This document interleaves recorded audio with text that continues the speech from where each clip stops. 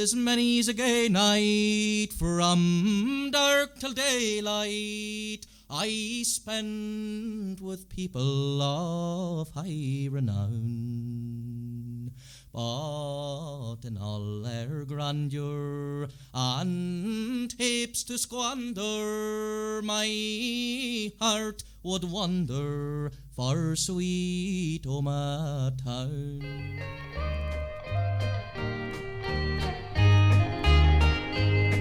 I'm traveling this highway to nowhere, 'cause I can't find the road to your heart.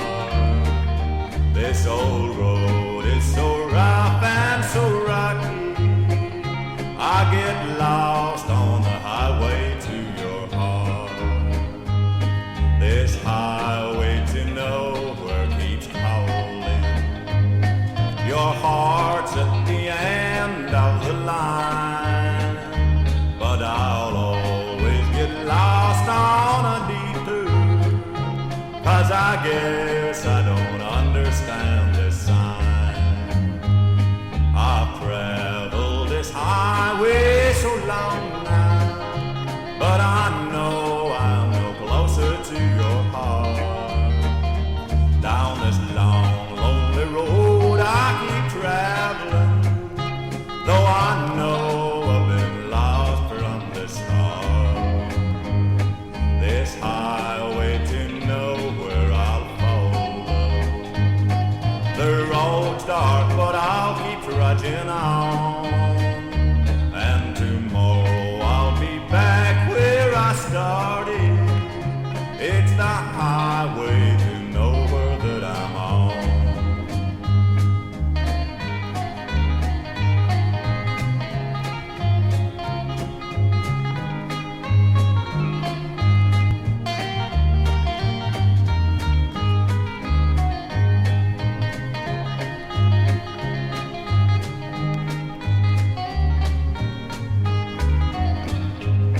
I've traveled this highway so long now, but I know I'm no closer to your heart. Down this long, lonely road I keep traveling, though I know I've been lost from the start. This highway to nowhere I'll follow. The road's dark, but I'll keep trudging on, and tomorrow I'll be back where I started. It's the highway to nowhere that I'm on. There, of course, the sound of Shay Hutchinson and the Melodies. Once again, a very good evening to you. You're very welcome to join us here on Sweet Omagh Town, Internet Radio from the heart of Omagh. Our guest this evening, John Hutchinson. John, you're very welcome. And of course, our regular guest. Yes, Declan Ford, and Forgot how your are you all doing? And you're very welcome to Sweet Omagh Town, voices from the heart of Omagh. Don't forget, you can contact us and get us on a text on 07717 32527. The age of computers, Declan. Oh, wonderful, wonderful. John, you're very welcome. Good to have you with us. Thank you, Don. Yeah, well, we started there with, of course, the late great Shay Hutchinson, the Highway to Nowhere, the Melody Aces. You know, a musical house, John, growing up, was it?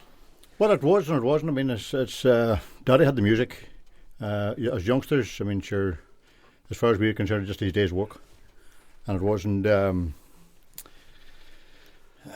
He was heading out till Cork or Galway or wherever he was playing, and he didn't pass any remarks. Like, I mean, and many other houses, it was the fellow was heading out to the farm or whatever he was doing. We just didn't realise. Only now in later years that realised just what they went through, what they'd done, and what they accomplished through the years, you know. Yeah. Or the profile they would have had either, I suppose. Or the profile, not a chance. In fact, I would say it was in after he brought out the Highway to Nowhere. I mind him taking us and the family all down to Bundoran for a day, and great time on the beach and everything else. Came up till one of the wee cafes for about 8, and all of a sudden these waitresses started to come over to him and ask for his autograph. And Shay, can I have your autograph? And we thought this was, what's going on here? Like, you know, that was the first really time that we realised that he had any sort of fame at all, you know. Yeah. But even that went over our head, you know. After that, I mean, the first time he took me down to the dance in Dublin with the Melody Aces, and It was absolutely fantastic. I suppose when the first time I would have been to a dance, I'd have been 15, 16 years of age, travelling down in the car. The rest of the men went down in the wagon into this magnificent ballroom. I mean, I don't know what it was now. I mean, it seemed massive to me, but it might only been small. But I gave them a hand to carry in the gear and set up all the wires and everything else, and I thought I was a bee's knees doing all this, you know. I was tripping over myself all the time. Not a notion how I got. Yeah. And then into the restaurant afterwards, and the massive big steak dinners they had, and this looked like this. I was going to get into this here somewhere or another, you know. Your dad was one of the very first people I remember ever owning a Jaguar. A Jaguar is right. I remember that car too. What year was that? Because I was very young at the time. I remember going to Killyclogher Chapel and seeing this Jag at the church and looking at it. That was in the 70s, I'd imagine. Before that, possibly? Maybe it was. It'd been the early 70s, maybe late 60s, early 70s, I think, you know. But I mind him, the man was game for anything. He took us to, I was at St Pat's School in Omagh here, and took us to school in the Jag in the morning. It was that about snow, there's no traffic, but by God, the Jag went. Up around that hill she went. Not a bit bothered her, hey, and I loved it. Well, can you remember much about that first Melody Aces gig that you went to in Dublin? Well, I can remember the band members, I suppose. I can remember. Well, it was after Jim Henderson's time. It was Jim had long gone before that. There would have been Johnny Devine, would have been playing the organ. Gene Turbot, the trumpet. There would have been Patsy McGonigal, would have been there. Edward McNamee on the drums. Sorry, Eugene McNamee on the drums. Edward McNamee on the trombone. There was somebody else there too. You know, while they were playing, I was sort of down on the floor, and sure, I didn't know how to dance or didn't do anything, so I just had to sit and listen to them. And the music, you know, songs that I heard then, and then I hear them now on the radio, and I think, my God, them songs lasted that long. And each one, I mean, Daddy done most of the singing at that stage, and what do you call him? Hank Laughlin songs, Hank Williams. And was he pretty much the front man in the band who did the rapport with the audience and the no, well, Gene Turbot would have done that. Right. Daddy would have done the singing mostly. He'd done country songs. I mean, I'm told, and I can't find anything to tell me any different, that he was the first person to bring country and western music into Ireland. I've talked to Gene Stewart, I've talked to Larry Cunningham, and I've talked to other people like that, and they would all agree with that he definitely was the first person to bring country and western music into Ireland.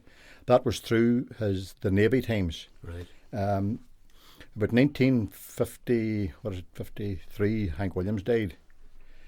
Prior to that, Daddy had been in the Navy, and all this stuff was coming out. I mean, Williams, sure, he was only 29. He was 29 when he died. Pardon, yes, 29. So, I mean, Daddy had heard all this music, plus the Hank Laughlin, the Hank Thompsons, and all these guys coming over the radio on the radio. Had he been over in America, or no, he hadn't. No. This was just this was through the ship. Through the ship, on the radio in the ship. And that's where he picked up this. And then, of course, he'd always played in the lounges, well, I suppose the bars, when he came home on leave then. Right. And I was up in Carrickmore not that while long ago, and I was chatting to a man, and he was saying that he minds Daddy coming up a particular road in Carrickmore with his sailor outfit on him and his accordion on his back, coming home from the Navy, home on leave for a week, 2 weeks, whatever it was. And he can still to this day see him walking up the road in his Navy uniform. So, I mean, music in his household was all the time. Maureen, his sister, and Paddy, his brother. Sean was a fantastic singer, great guitar player. Brenton, his brother, played with the Navik show band. Music was just there. I mean, well, the parents were musical then as well. The father was been musical. The father had played the violin. And he was from Mullislin, is that? Mullislin, Carrickmore direction, yeah. Mm-hmm. But so absolutely loved their music. And there would have been Keeling houses all the time. There would have been, you know, on this music. And then Daddy and his father would have played one or two of the pubs in the town just. So his first music would have been the traditional? Oh, without any question. Without any question. Mm-hmm. He played the I think it was a piano key accordion he played. And he played a wee bit of the guitar in later stage then. But his first starting was definitely traditional music, yeah.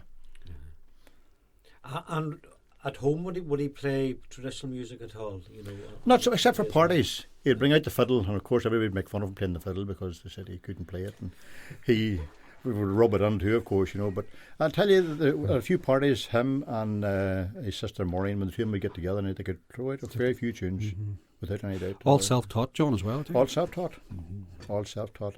I'm not sure if he could actually read music or not. I would say he could give a stab at it. I mean, he'd never been bit, but it was all by ear that he learned, you know.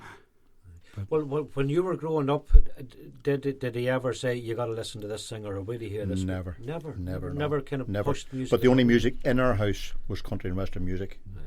Right. Probably because my mum was a great fan of it as well. She'd go over to my sister May in Canada, or her sister Jean in Canada, and to bring back, I remember the first LP she brought back was a Charlie Pride LP. Oh my God, the sound of that was absolutely unique. The Snakes Crawl at Night and all those old songs, it was absolutely fantastic. But that's all the music was in our house all the time. And monologues as well, obviously. Or? Monologues, not some. Well, Daddy would have bought the monologues. Mommy wouldn't be that keen on them, but he would have brought the monologues. There's a fantastic LP, Jimmy Dean, Speaker of the House. Now that is a monologue LP. It is first class stuff. That's the Big Bad John, Jimmy Dean. That's him. Right. That's him. Is right. Yeah. But your father had a great voice for the monologue. Ah, sure he had. I mean, he could definitely tell the story now. He could work on audience. He could surely. Where did they learn that skill? Because they were way ahead of their time. The whole melodies. They were, to be truthful, now I don't know. But see, Daddy was the kind of man. No matter what he put his hand till, he could manage it. It didn't matter. As I say, I mean, he was a ship's mechanic, and when he came back on dry land again, I mean, there was no engine that he was not capable of taking apart and putting back together again and putting back into the vehicle.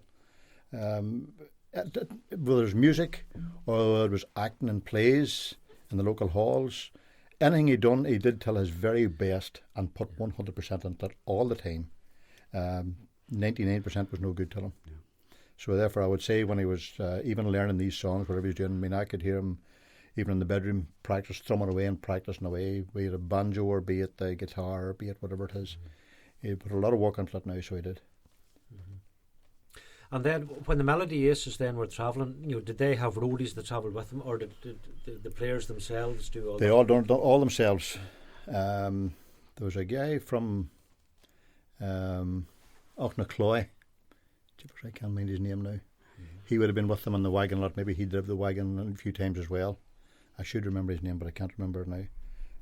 He would have been with them and helped to start up set up the gear and stuff like that. Most of it done themselves, though. Yeah. In the very early days, there would have been a piano would have been a standard thing in most halls anyway. Oh, that's right. So they built the banter around that. Mm-hmm. Right. And the musicians would just take whatever piano was there. Yes, pretty much so. Okay. And I suppose in the early days, the post-Melody Aces like Eddie McNamee would have been all Killy players as well, traditional players as well. So surely, aye.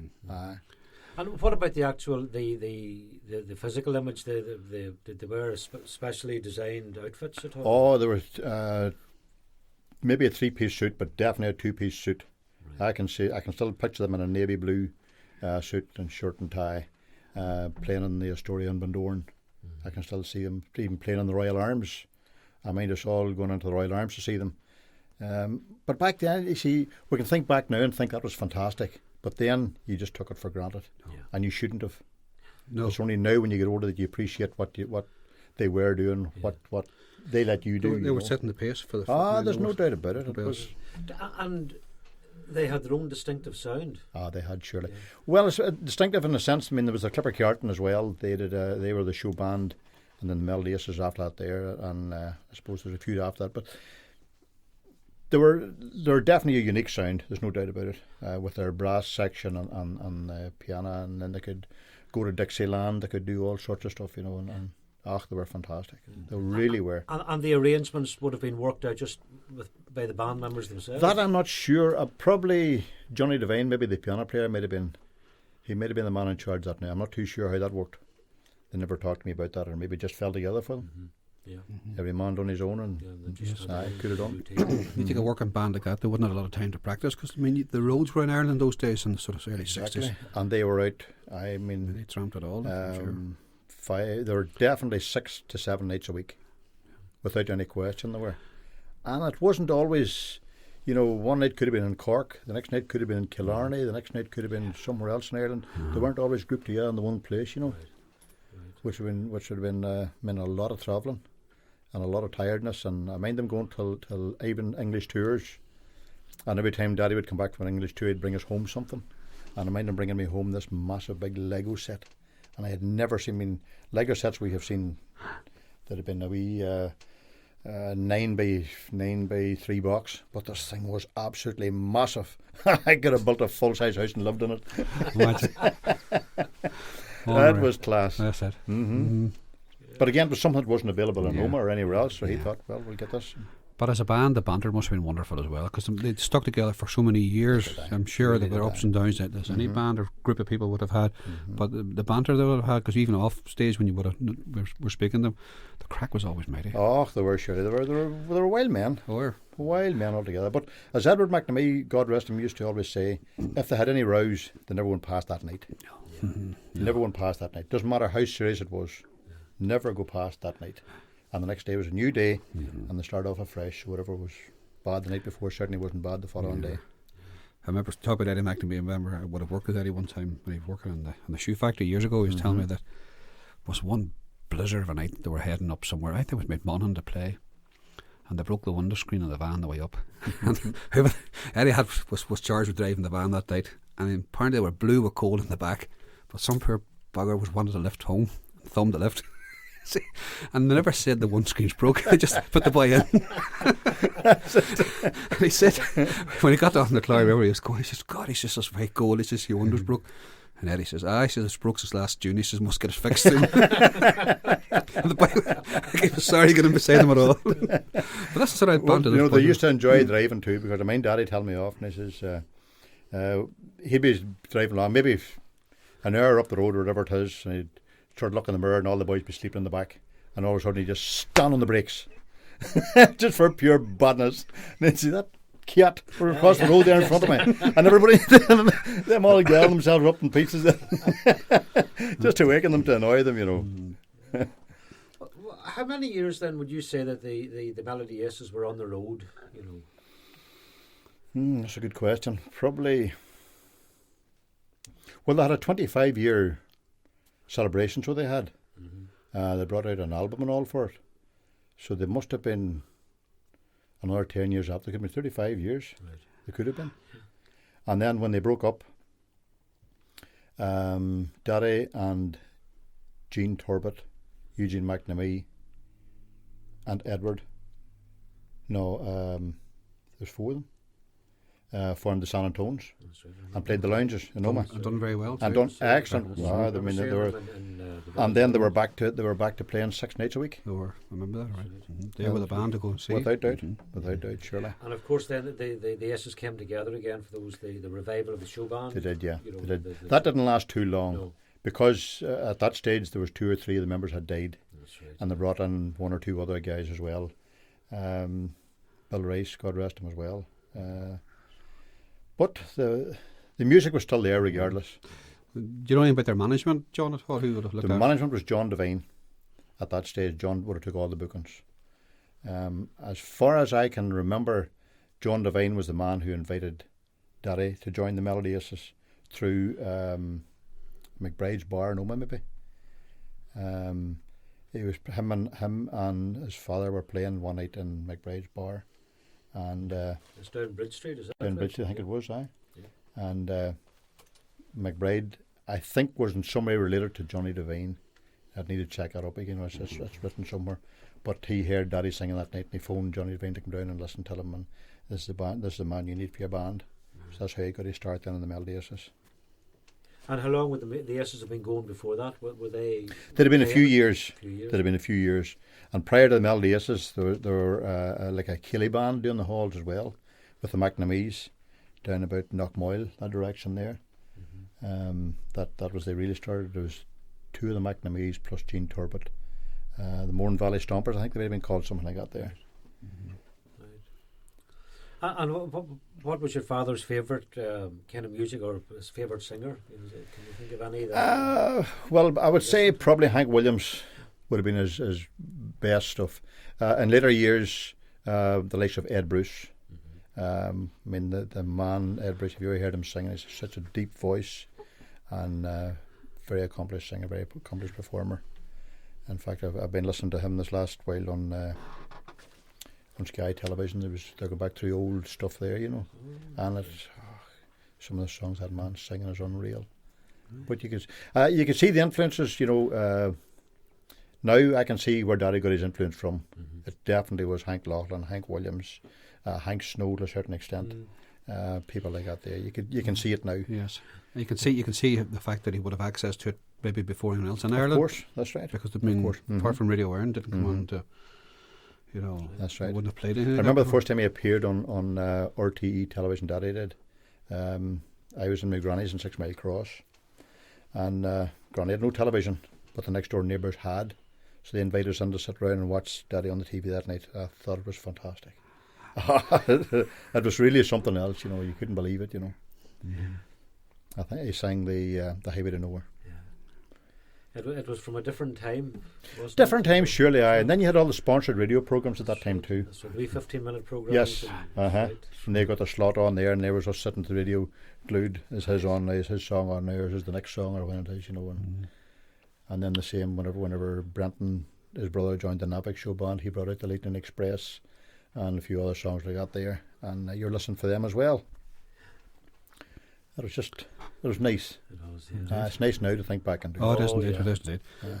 Anyway, we'll take a piece of music in the meantime, and I say imitation's the best form of flattery, isn't it? Say. So this is one song that Gary Gamble recorded, and it's on the Voices of Omagh Volume 2. It is a tribute to the Aces Show Band. You're listening to Sweet Omagh Town Radio, internet radio from the heart of Omagh. John Hutchinson, Declan Ford, and myself, Tom McGurgan. Good to have your company this very cold winter's night.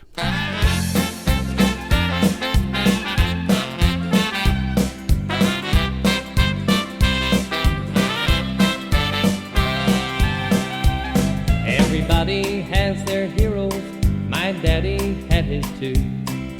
He often told me stories about a famous band he knew. Each weekend he would travel to many, many places to see the band from Newtown's church they called the Melody Aces. The first time that he saw them was back in '59, when he became acquainted with band leader John Devine. The golden voice of David Coyle would always steal the show when he sang the Holy City and Lay My Head Beneath the Rose. Lay my head beneath the rose.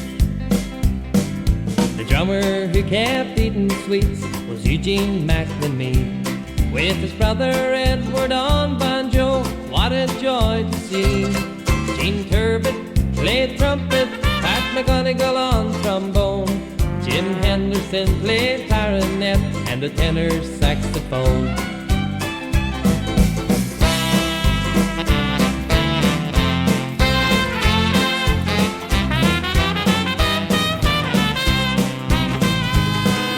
The man who sang the country was Shea Hutchinson, and that was long before Brian, Larry or Big Tom. With his arm around the mic stand, he stood there tall and still as he sang the blackboard of my heart and the mansion on the hill.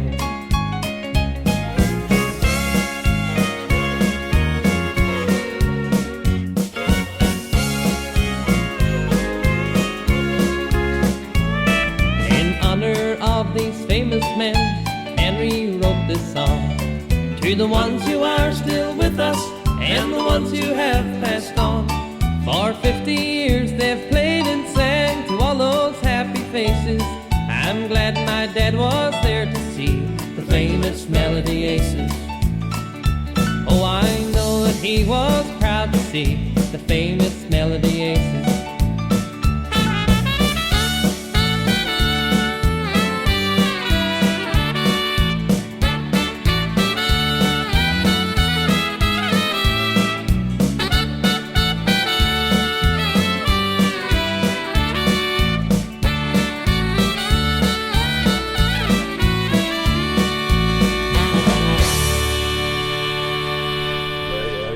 Gary Gamble singing Henry McMahon's tribute to the Melody Aces, and we're here this evening with John Hutchinson, and you're very welcome to join us in whatever art or part you are. We're talking tonight about the Melody Aces, about music, about John Hutchinson. And music has changed a lot in Omagh over the years. You used to play yourself, John. Did. I started off in a wee group called Country Roads. It was all local lads. There was Jerry Donnelly, Eamon Donnelly, Seamus Kelly. Then Gina Trainer joined us, and Brian Donnelly. He was on drums. It was good. It was a good time. The lounges were really starting to come to the fore at that stage, and they needed music. And it didn't matter if you had a 6-piece, 5-piece, 4-piece. It didn't matter. You're all very, very welcome at the lounge. The more noise you made, the better, actually. Yeah, and of course the lounges then in Omagh that would have had the groups playing. Of course, you had Eddie McGinn's in the Village Inn in Killyclogher. Yes. And where else did the house? Eddie McGinn's. Well, then you had Strains in Bridge Street. Right. You had there was a couple of places. Coach Inn, was the it? Coach Inn is right. Actually, the Coach Inn was our first date. Was it? That we played. Now, I don't remember the year. I don't want to remember the year. It was in the last century, wasn't And it? if it gets any colder in here, I'll forget everything. Yeah. But no, it certainly was. The Coach Inn was our first date. Brenton Harkin was our manager. It was actually Brenton that started us up. And he had us playing 5 and 6 nights a week. In fact, there was times we played maybe at a wedding during the day and travelled home to play in a lounge that night. And then maybe going to play in a house party after that. And it was fantastic. Absolutely. With no commitment, you see, other than to ourselves. There's none of us married. A few of us had girlfriends, a few of us hadn't. And yet it was absolutely fantastic. And the response that you're getting, in particular, probably one of the best places we played in was the Purty Kitchen in 6 Mile Cross. God, that brings a few memories up. At the very, very, very back at the bottom of the town. And we could absolutely, we filled it ourselves because there was 6 or 7 of us in the group. But the stage would have been no bigger than an 8x4 sheet of plywood, and we had all to set up a drum kit, all our amplification, and stand on that and sing and perform, do our music, whatever we had to do. But the place would have been packed to the rafters. Every night we could have played in probably 6 nights a week without any bother, without going anywhere else. And your set list would have been would be country, pop, or blend? Mostly country and Irish. Yeah, mostly country and Irish. Pop. I never really got into it. No. Never got into it. No, it was definitely all country and Irish, I would say. Jerry Donnelly would have sang maybe a few songs that would have been sort of bordering the pop, but they'd still been classed as country, you know. She used some Neil Young numbers and stuff like that. Yeah, that's right. Yeah, that's right. But played for a dancing crowd? Oh, definitely. Right. And they were dancing those days, John? They certainly were. Sure. I mean, I don't know. I would not like to be back in the lounge scene now because, well, for starters, everything's backing tracks. And most of the time, there's only one person, maybe 2 persons playing the music or performing or whatever it is. I mean, we've been to a few weddings in the last few years, and there's 2 people entertaining. One maybe playing the piano with a pile of sounds on it, and one playing the guitar, and that's it. Yeah. I mean, while it's very entertaining and does the part, but you tire very quickly of it, don't you? Very much so. There's no variety there, you see at all. There's no variety. So I find 3 or 4 songs that the sameness is all there. Correct. All that. That's like right. A drum machine. That's right. Yeah. Well, you know, looking back on it, and you know, when Country Roads began, would you say now, looking from this distance, that was the show band scene had ended, and then the lounge bars were that's probably what killed the show band scene. The lounge bars, yeah. Because there was drink available for the people coming out, and it was a smaller catchment area, and I mean the ballrooms were really too big. And the ballrooms because the ballrooms didn't have bars. They didn't have bars. The mineral bar, of course. Mineral bars, right. The Gap Ballroom, which we danced in, Carrickmore, Patrician Hall, Dromore, Big Ridge and Dromore. Big Ridge and Dromore. All the locals. I mean, sure, you could have danced at that stage. I mean, you could have danced. And then the carnivals. You know, Wednesday night at Carnival, and you went from here to Monaghan to Carnival, or till Donegal, anywhere at all. Funny, speaking of carnivals, I can remember Omagh Carnival, and Brenton booked us in to do Relief, what they called. Right. That was the band, the group that played before the main band came on. And who was the main band? The Plattermen. Right. A country band playing Yes, before the country Platinum. It was unreal. Well, I took a sickie. I didn't. Right. So, It was. But that's that's where we got a lot of our dates as well, through the carnivals. And then we tried the band scene ourselves. We formed got in a few more men, and got the suits and everything else, and more gear and plenty, and Midnight Flyer we called ourselves, and it lasted a while, but we really preferred the smaller scene. We joined, or Derek Mahaffey joined us at one stage as well. Well, it might have lasted 6 months, but we just weren't. We didn't want to be travelling all over Ireland. We were happy enough for our wee group scene, doing the locals, doing maybe into Donegal a wee bit, into Fermanagh, mostly Tyrone, but more than that, we just weren't. and then in interested. Midnight Flare were all the players from this catchment All area? local. All local. There's only one person outside of it, that was PJ Byrne from Strabane. Oh, right, yeah. He played the fiddle for us. Right. But the rest were all locals. Nice. It was nice to experience that, But And who was the manager? the manager again was Brendan Harkin. Brendan was looking after you. He was there, yeah. He done the whole thing. He kept pushing us all the time and kept at us rehearsing and all this sort of. He was a good man, and great contacts as well. You see, Brendan would have organised the carnivals in Killyclogher. Right. So he had a lot of contacts with Tony Lockman and the bigger boys, Well, tell me, the carnivals, did they take place at one specific time in the year, or were these things that a local They were community mostly summertime. Right. Mostly in the summertime. After Lent, you see, there's nothing on That's during right. those days. That's right. Even the main ballrooms closed down during Lent in the early 60s. Then you had a 4-pole, 5-pole or 6-pole marquee. Right. They were gigantic, some of them. Yeah. And the heat. You think you're cold here? But the carnival dances, they would run for maybe up to a week. Is that right? Or The carnivals could last a fortnight. right, and they were different. Mostly a bands fortnight. every There was bands booked. But then you see, it wasn't only dances. There was guest teas run during the carnival. Right. There was bingo run during the carnival. There was a whole sort of a community festival. Right. Is what was organised around it. Right. And the dances, there might have been a dance on a say a Sunday night, maybe a Wednesday night, a Friday night, a Saturday night. So you might have had 4 or 5 dances in the week. But you had all the big bands. You had the Indians. You had Big Tom and the Mainliners. Ray Lynham. Ray Lynham, Philomena Begley, Cotton Mill Boys, all the major bands. I mean, I still have some of the wee flyers at the house. That a list of the bands that were there. They used to get these flyers printed out and put them in the cars and all. And even thinking back about the bingo in Killyclogher, I remember it was probably the first, maybe the second carnival. Now, if I had Brenton Harkin here, he could probably tell you better. But we put up 2 mini cars as prizes. Wow. Is that unreal? 2 mini cars as prizes. You wouldn't do that now. Not a bit. You wouldn't put up a corgi car now as a prize. Good enough. Yeah, but that's just the way things have changed, And that again, that was part of the carnival. And the carnival's been pretty much 1970s, would that There would have be been, right? There would have been surely, aye. That was the height of the troubles when it was difficult to travel around this part of the world as well. That was sort of prior to that there, because after the Miami massacre sort of I think stopped. put an end to it. The bands wouldn't travel then, they wouldn't come up. That's right. And that sort of stopped it. Yeah, it did. That put a big change to But it. there was a huge industry floating around this whole country. Absolutely. And I mean, this is only, we're only chatting Omagh and Killyclogher here, and the small area. Yeah. But this was all over Ireland, this was happening. Every parish. Every parish of every Ireland. village. That was, I don't know, the money that must have put out was. It was something very else. much an Irish thing, wasn't it? It built so many I schools think it and was, churches and stuff. that's John, right. didn't it? That's what it was for, really. Fundraisers. Fundraiser for the parish. It was sure. It's fantastic. I don't know where the first one came or who brought the first one, but again, going back to Killyclogher, I remember one night the marquee was burnt. You had to take out an insurance on the marquee, of course, so the marquee was burnt.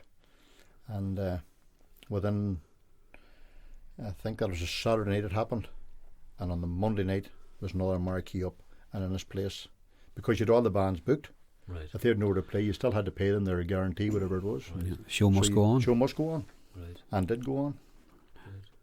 Well, then in Killyclogher, in the Knocknamo, were there dances? Knocknamo Castle Hotel was It was fantastic. That was a dancing mecca. It was fantastic. But again, the music that catered for, was that more across the board from country and Irish country? Well, it probably would have brought in. I mean, Mickey Ward would have brought in Boxcar Willie. It had brought in He brought the chieftains. I remember The chieftains. Michael Mhm. Flatley Yep. playing with them. believe it He or had, not, he had, for he the had, Dubs. and then he had the discos, Right. and he had the whole thing set up for discos, and he had a good place going there. So he He had. was a forward-thinking guy. Oh, wasn't he? definitely was. Yeah.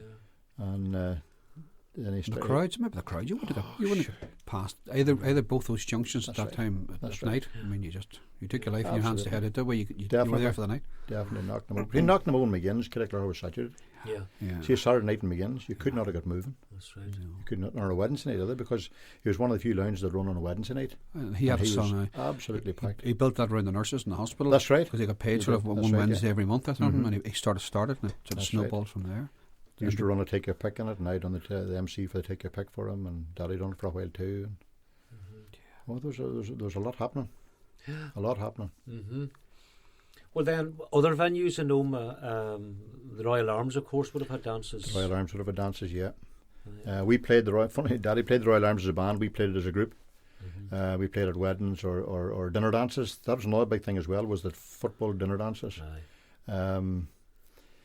If we go back to Knocknamo again, there was Pat Curran was the manager because I worked on it for a while, and he used to run a thing called Dine and Dance by candlelight. Right. Frank Chisholm and the Pebbles played at it, and it was, oh my God, that was fantastic. People would come in their dicky bows and their well dressed, evening dress, and this grand dinner, and I used to do floor service. And What night was that? Was that Saturday? that was probably a Saturday night. Mm-hmm. And that would have been in the Knocknamo. in That was the old. 70s? That was before Mickey Ward's time. Right. Would that have been the 60s then? Or the 70s? Oh, it would have been. It would have been the 60s. I would have worked on there when I was, 65, 66. Right. Probably somewhere about there. Right. So it was like a dinner dance, only it was for couples. Correct. Correct. Well ahead of its time, wasn't it? Oh, without doubt, yeah. That was brilliant. And what about the Birches? Did they have dances? The Birches probably would have.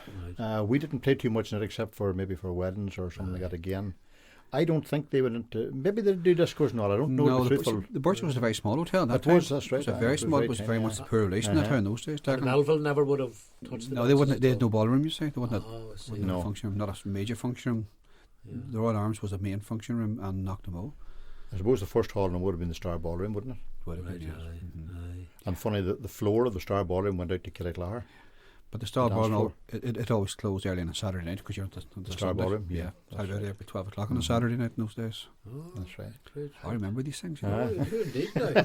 So then, just to get it, in terms of kind of musical chronology, the show bands. Then you had the lounge bars started Yes. Mm-hmm. with the smaller groups. Then you mentioned disco. Does that cross over into the lounge bars? Or Discos would have, yeah, they would surely. The discos would have put the end of would have been the start of the end of the groups, basically. Aye. That took all that over with all these fancy lights and everything else. And I suppose to a certain extent that's what's still going. Is really a disco, isn't it? These. Do you remember the record hops? Oh, I do indeed. Indeed, I do. I do indeed. They were good. The They were record good. hops, Yeah. which was almost were a Yes. primitive form of a disco. They were the. Yes. That's right. Yeah. That's Do you remember right. the old hall in Killyclogher where the graveyard is? Yes. Do you remember that? I remember that. Yeah. Well, funny, but you must be one of the few people that do. Because I do remember because I remember carrying milk. Funny, I was talking about this the other day just to my children. The main school, the big school, was over at the St Marys Road, and there was a teacher in beside the chapel in the wee hall there. I think that might have been a parochial hall, and they used it as a classroom for the school. And we used to carry the crates of milk over from the school over to this other part of the school. Like an annex of the And school, you yeah. weren't fit to leave the crate out of your hands because it was that cold, and you set the milk on top of the stove to thaw out, and that's what you drank. It was lovely. Those were the days. Yeah. The wee small bottles. The wee small bottles. Third of a pint Aye. bottles. And the milk used to get warm sort of halfway round. The That's first side was really warm, correct, next side was that's cold. right, This stuff, you should drink this. Oh, God. Oh. But then on that, do you remember the wee third of a pint bottles of Suki orange? Oh, I do, Was it yes. primary school? Yeah. You must have been upper class. Oh, no. Oh, well, Just milk that had gone bad. You know what I'm getting at? no. That's the day you got cod liver oil. And pure orange juice as well. Those were the days, you know. Let's take out the music for us. Yeah, that's what will we have now? It's a monologue this time. Lovely. Let's have we listened to it, and we'll be back to you very shortly.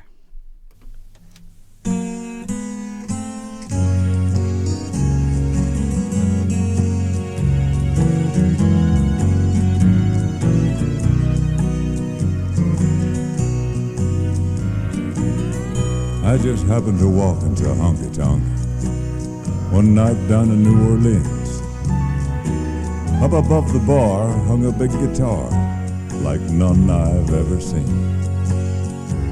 The neck was studded with diamonds, and though the strings were old, like kings of sound they wound around 6 keys of solid gold. A man stepped up beside me, his breath was heavy with wine. He said, "That guitar once belonged to a mighty close pal of mine. He used to play in here, I forget the year, around 45 I think. I could tell you quite a story, friend, if you'd care to buy me a drink." Well, possessed by every weakness that makes a man a fool, I bought a round and he drank it down, and then he rocked back on his stool.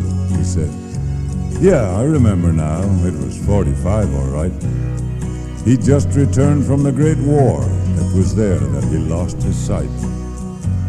His buddies gave him that guitar. Back then it was simple and plain, and he'd added the gold and the diamonds as he played his way to fame. And he was doing a show in Shreveport on the night he'd received the call to come appear on the Grand Ole Opry, the greatest show of all. And I was driving him down to Nashville. It was dark, mist and rain. The signals flashed and the whistle screamed, but I swear, mister, I swear, I never did see that train.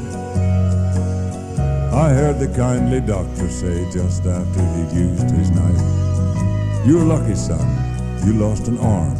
It could have been your life." But he died that night. Life just demanded more than he could give. I reckon he could have made it, but he just lost the will to live. But this world's loss is heaven's gain, and tonight he's still a star, 'cause he plays with a band of angels, you see. That's my son's golden guitar.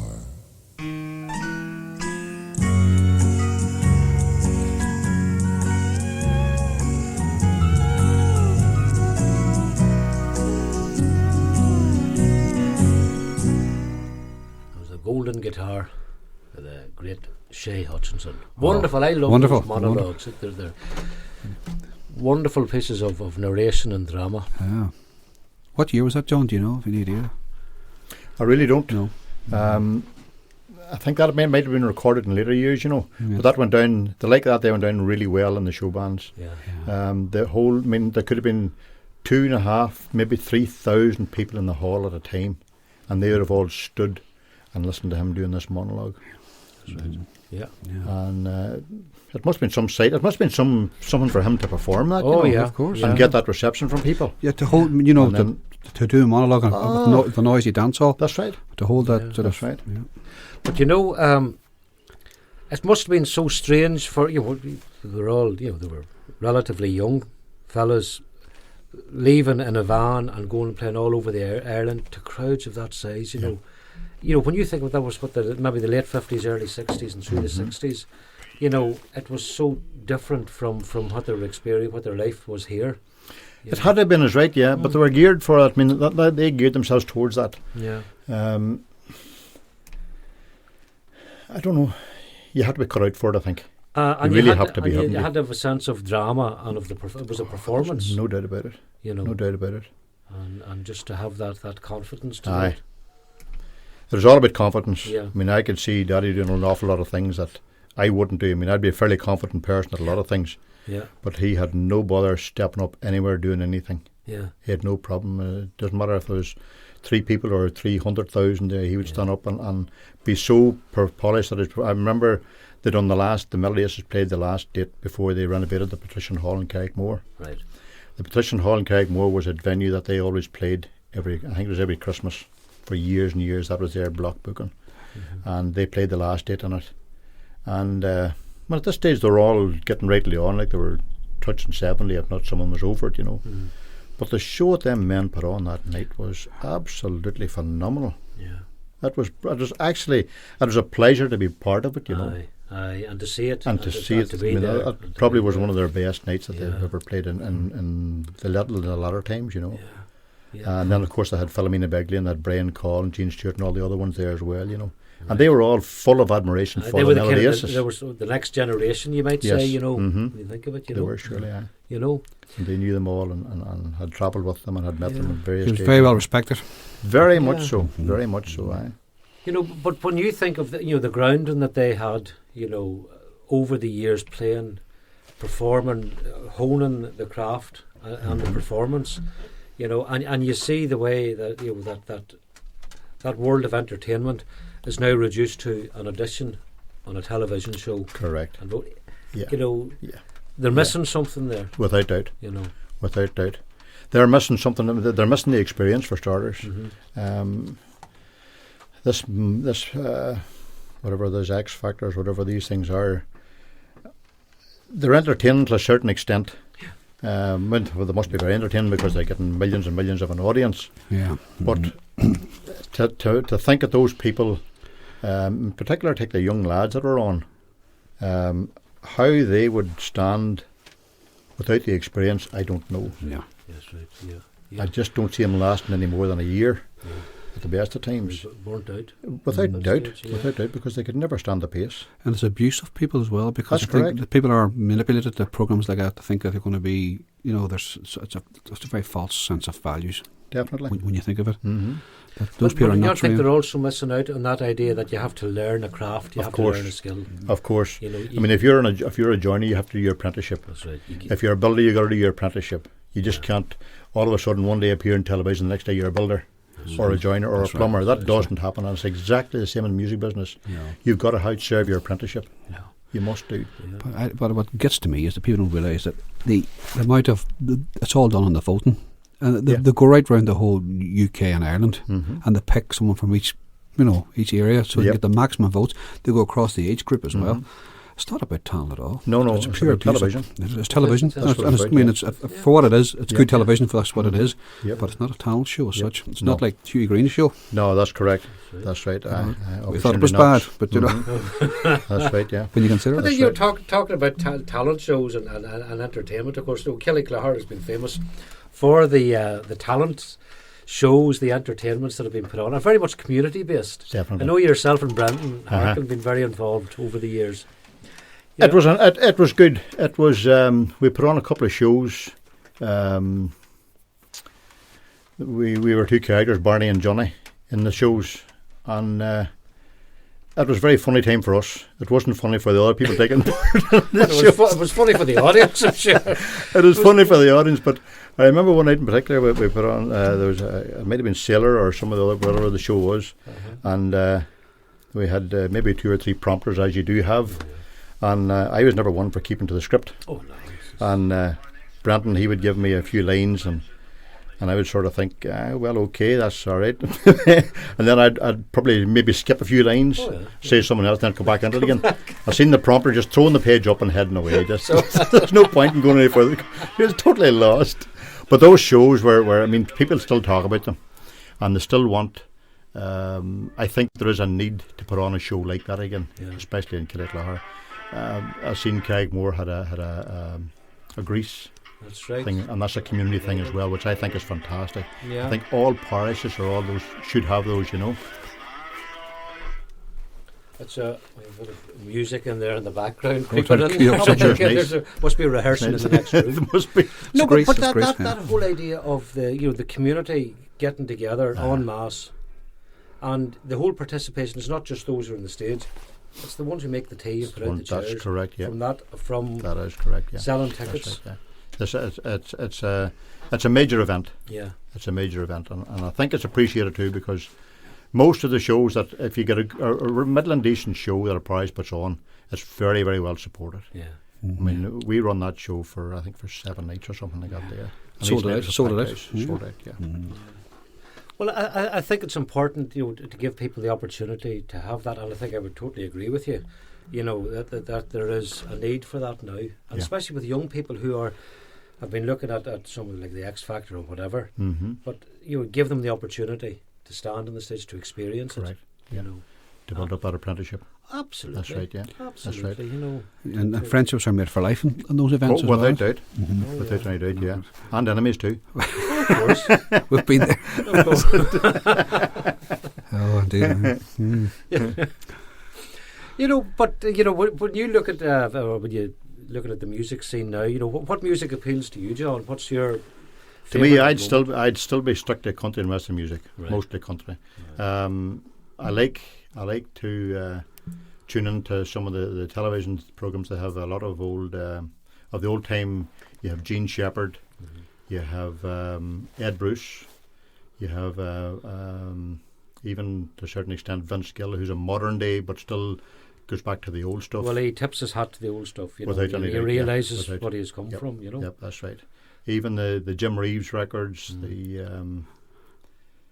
Willie Nelson, Chris Christopherson, those old timers. I still What have about a lot of Outlaw time for them. Country? Did it appeal to you with Willie Nelson and the Yeah, it did. the It did. Not as much as the other would. I mean, I'd be strictly sort of laid back, Right. Don Williamsy type stuff, most of the time. And Floyd Kramer piano? there in Floyd, the that's correct. background, Yeah, or that's right. a nice gentle sound. Oh, of Don absolutely, Williams, absolutely.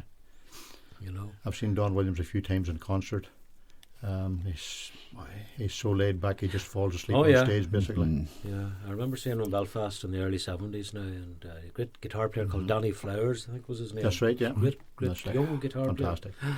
But Fantastic. Williams, you say he was nearly horizontal. No major volume or anything, just all very That's quiet correct. and laid That's back. correct. Mhm. Totally laid back. Yeah, Even Jean Shepherd, seen her in the Street Arts maybe 3 years ago. right. And she still had that same distinct voice that I recall from years and years and years ago. That had been probably along with one of the first records that I would have heard, Jean Shepherd, and to even think that she's in the same town as you would have been Yeah, unbelievable. yeah. And there she was, and I can still see her now on the Sky channels. Mm. There's a few country stations on there. What about Tom T. Hall? Do you Tom listen T. to- Hall, I would absolutely adore. Mhm. Absolutely, and the storyteller himself. Yeah. Tom T. Hall, Chris Christopherson, I reckon, are the two best songwriters Oh, I couldn't agree with you more. that Aye. have Mhm. ever put pen to paper. The stories and the Yeah. way they have of Yeah, telling the story. that's I it. mean, That's it.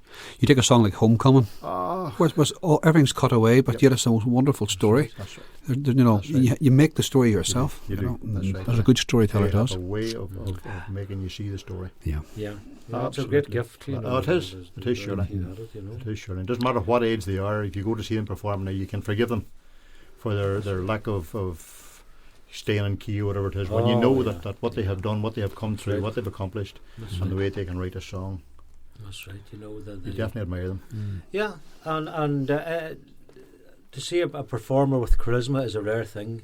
Definitely. Your father had it. In He had it. spades. Definitely You know. had it all. I mean, he had it even off stage. There was no back doors in Shea Hutchinson. Definitely. Whatever Shea was going to say to you, you're going to hear it. And There's no doubt about it. God, I remember Right. that. Indeed, he did.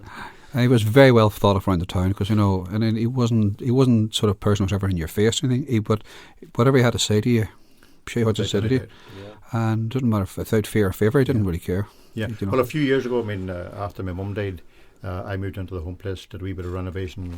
That's where we're living now at the minute.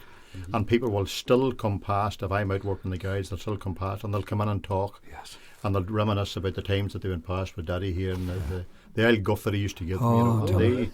They really miss that, because he could get off with saying anything to anybody. Oh, absolutely. And if they didn't like it, it was too bad. So most of them had to like it. A few years ago, I bought a bicycle. I was heading to the Killyclogher, past where you live now, and it was pouring rain, so I took shelter just under the trees, just at your dad's house. He came out to me. Well, what the abuse he that man give me? Rightly deserved. He said, "What the blaze are you doing?" He says, "Out there, get away home." I know. It was just so funny, but it was so truthful, But it was pretty much that's what I was thinking myself as well. So, What am I doing here? yeah. Oh dear. But you talked about show bands. Sorry about the interruption there. It was a piece of music. I think this was recorded live in the Partition Hall in Carrickmore in the early 60s, John. A wee piece of music, and I'll let you hear it. And you can just imagine what the crowds would have been like. the quality is obviously nearly 50 years of age, this piece of music, but it's just let you hear just how these guys could play, and how we go to now play for you here.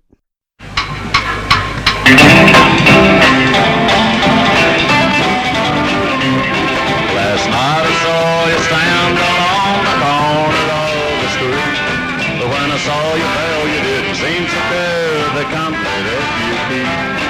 But seeing what I saw you do was wrong as it could be.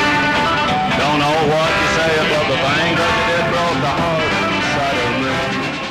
I don't mind you look this strange. It's recorded live in Carrickmore, 1961, nearly 50 years ago. Marvellous stuff altogether. Different sound, different times, Different, that's correct. you know, and what do you think your father would think of the new brands of country music that we have now? I don't think he'd like it. I don't think he would. Him and I probably had the same tastes in music, and I know I certainly don't like it. I still would prefer the traditional country. As I say, they even no Vince Gill. There's a lot of the people now even starting to go back to the old stuff. I remember picking up a CD the other day, and it was Martina McBride, who did a full CD and used all old equipment on the CD, and you can definitely hear the sound of old country music in it.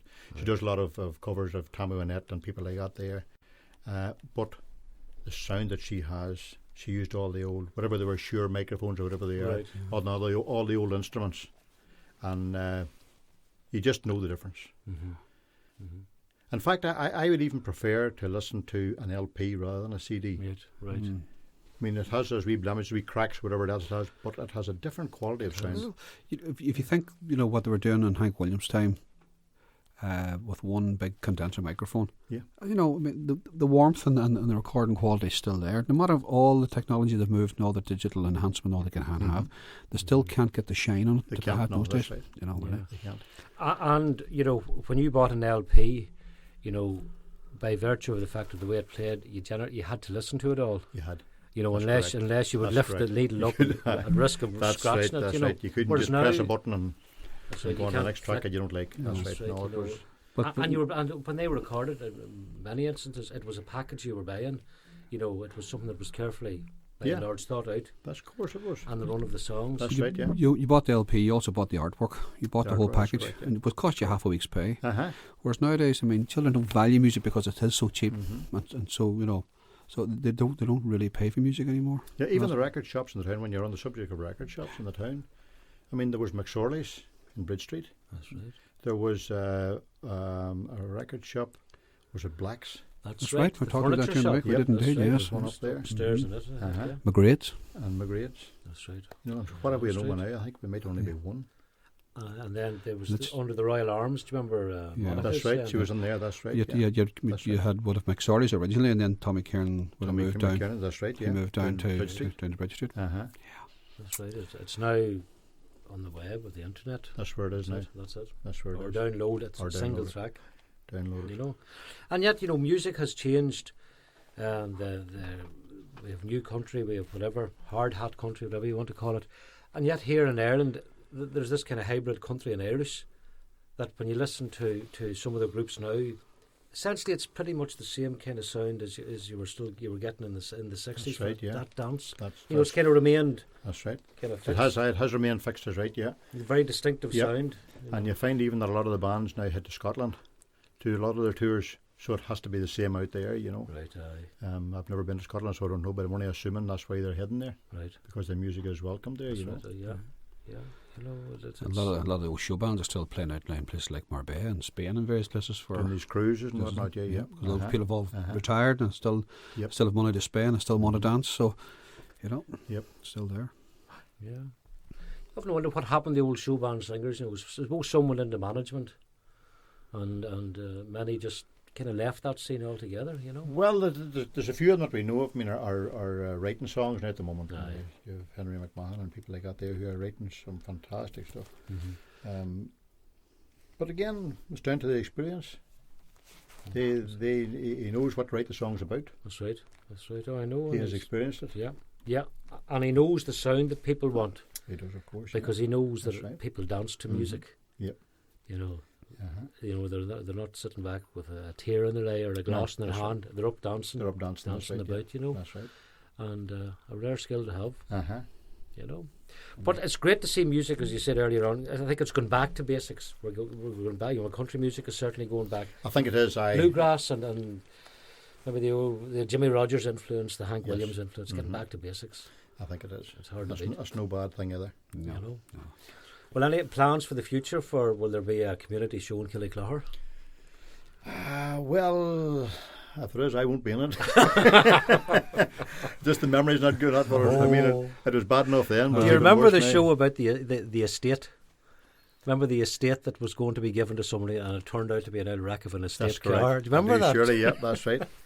That's right. That turned out to be an old. I think you had that. Sinclair. The car it was going down through the air or whatever, was it? With the helicopter. With the helicopter on stage. With the helicopter coming up the floor and we were looking down from the helicopter at the people's heads and we were identifying who was sitting in the hall and where they were sitting and there was one boy had a very shiny head. Right.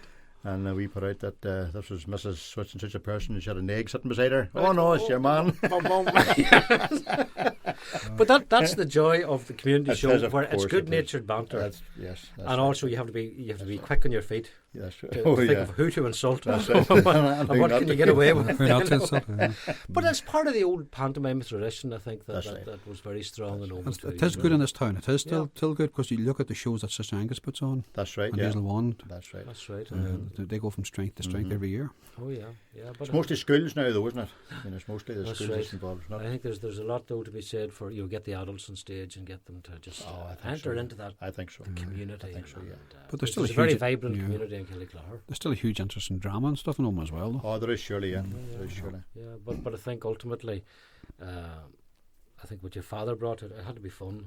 And it had to be entertaining. It had to be, surely. And it had to be that sense of just actually enjoying what you're doing. That's right. You know, and that comes across. You know?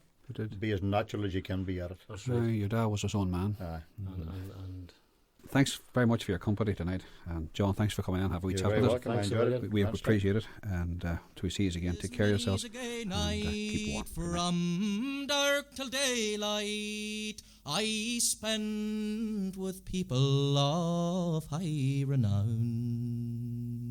But in all their grandeur and heaps to squander, my heart would wander for Sweet Omagh Town.